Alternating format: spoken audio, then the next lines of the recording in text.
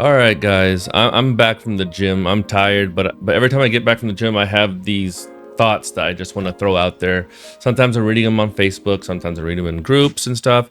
So let me put this out there. A lot of it's well-known information, some of them isn't. So let's just get down to it. One of the biggest issues that I see with people who are collecting and investing in Pokemon. This has come from someone who doesn't want to give, who's not really, I'm just giving you advice based upon just watching from the outside, because I just do my own thing when it comes to collecting and investing in Pokemon. I do quite well just following simple things, and I'm going to tell you what I do.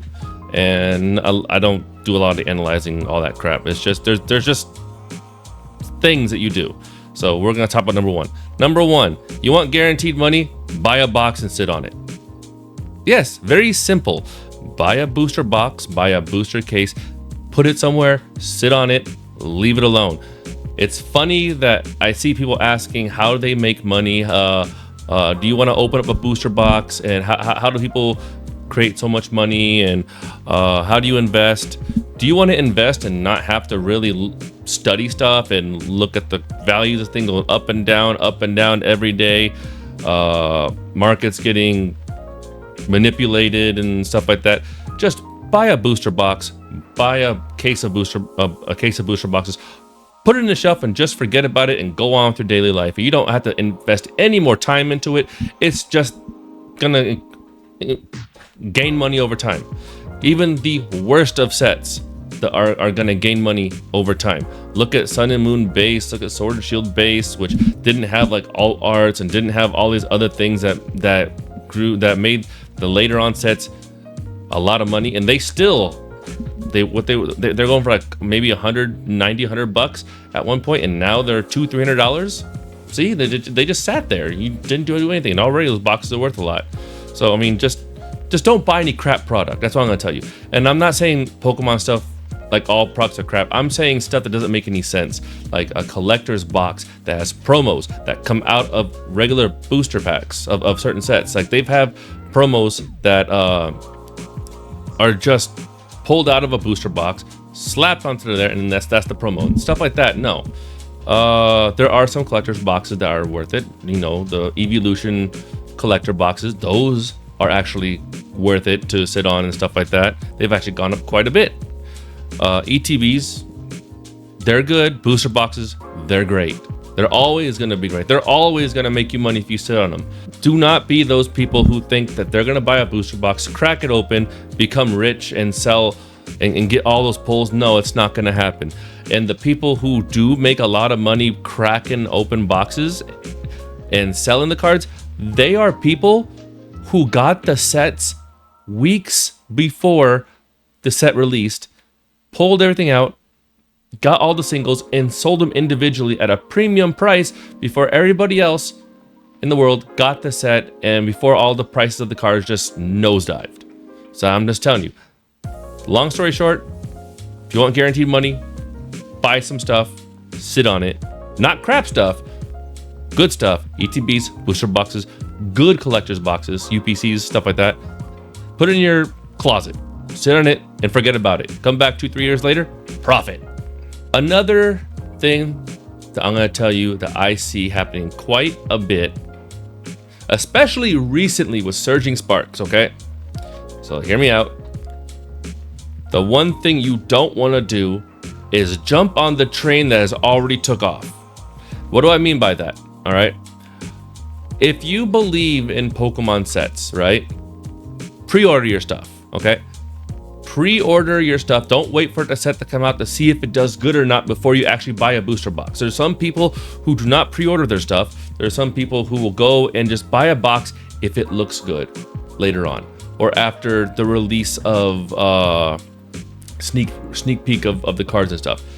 Me, I have a pre-order of 1 or 2 cases of every single set that comes out, regardless if the set looks good or not. I'm already on that train before they even put gas in the train. I'm sitting in the seat. That's what you got to do.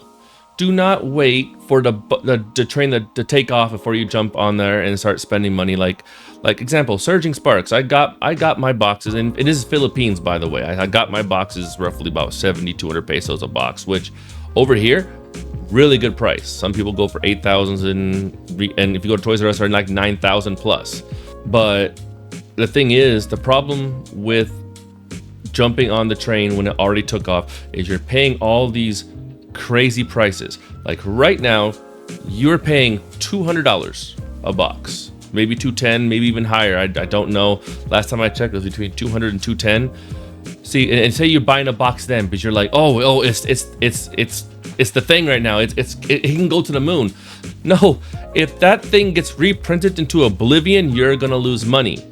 Granted, you can still sit on the box and wait, like I said, for the next few years for it to go over 200, but you just shot yourself in the foot and the potential money you could have made. Don't wait for a set to take off to invest in it. Invest in it ahead of time. Buy the boxes ahead of time. Get the cases ahead of time. Sit them down, open a box, get a case or two, open a box, have fun, put the rest away.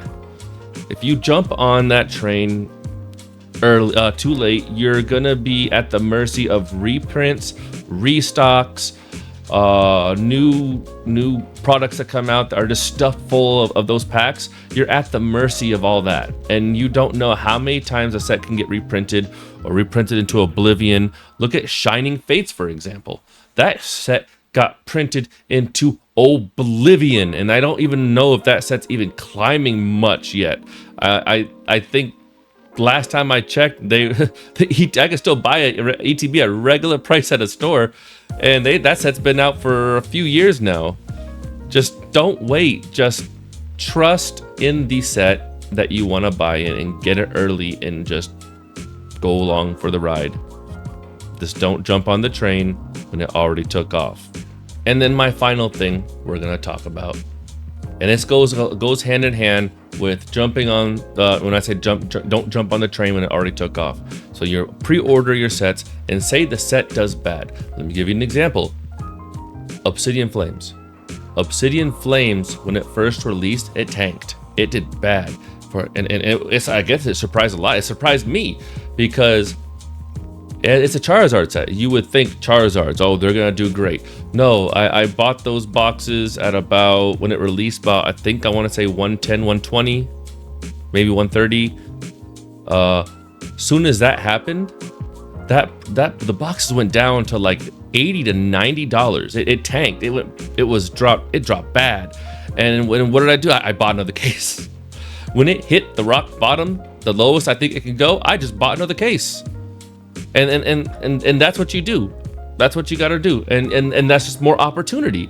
If a set drops like that, it tanks. Don't say, ugh, I don't want to go in there. Just say, oh, hey, let me take advantage of the price while it's still down that low. It's another opportunity. And that should be common sense. Take it, because, you know, there isn't a booster box that has done horrible forever.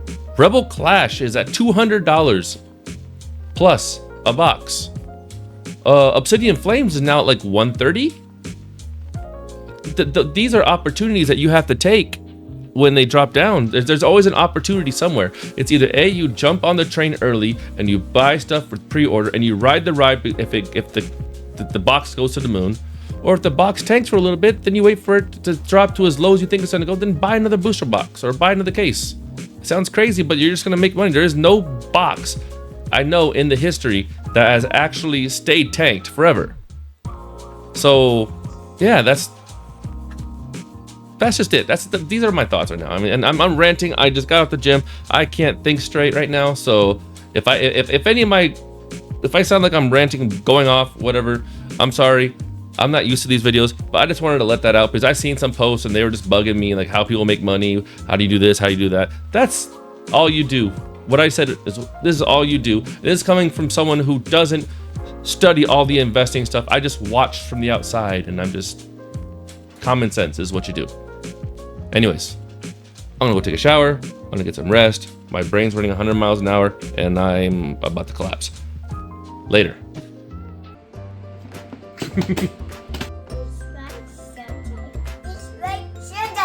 Yay! Game 5.